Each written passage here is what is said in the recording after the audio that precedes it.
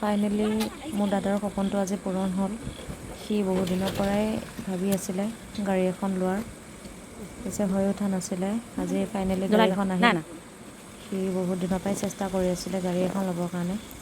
আমাৰ দৰে দুখীয়া মানুহবোৰৰ কাৰণে অলপ কষ্টকৰ হয় যিকোনো এটা বস্তু লোৱাৰ। তথাপিও সি মনত পুহি ৰাখিছিলে, যিহেতু আজি সেই কামটো সফল কৰি দিলে। আশা কৰিছোঁ আগলৈ গাড়ীখন ভালেই চলিব। বহুত দামী গাড়ী নহ'লেও আমাৰ বাবে বহুত মূল্যৱান, কাৰণ সি বহুত হেঁপাহত হৈছে গাড়ীখন।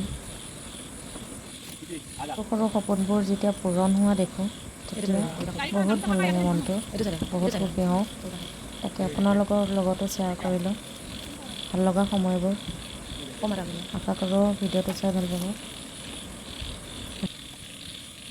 আৰু অনুগ্ৰহ কৰি মোৰ চেনেলটো ছাবস্ক্ৰাইব কৰি দিব। মালাডাল পিন্ধাই দিয়া, এই গিলাচখনত।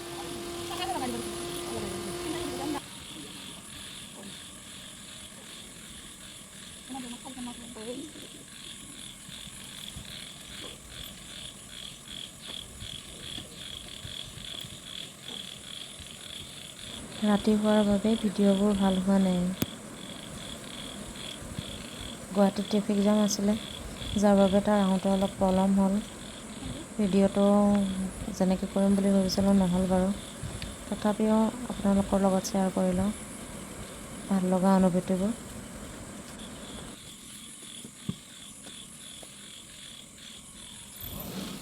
বৰষুণ পৰি ৰাস্তাটো বহুত বেয়া হৈ আছে। কি কৰিম আৰু, নতুন গাড়ীয়ে বোকা পানী লাগিলেই।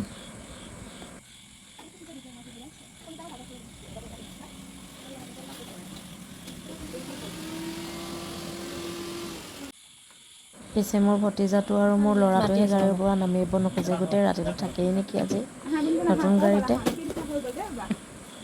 আজি ৰাতি থাকিবা? নাহে দেখিছা? যাম, আমি যাম গৈ ঘৰত যাম। নোযোৱা? গোসাঁইক লোৱা, ডাঙৰ গোসাঁইক লোৱা। তাক তেতিয়া বাপেকে ললিহে আহিব দে। অঁ, আকৌ যদি বাপেকে থৈ গৈ যায়। গুণু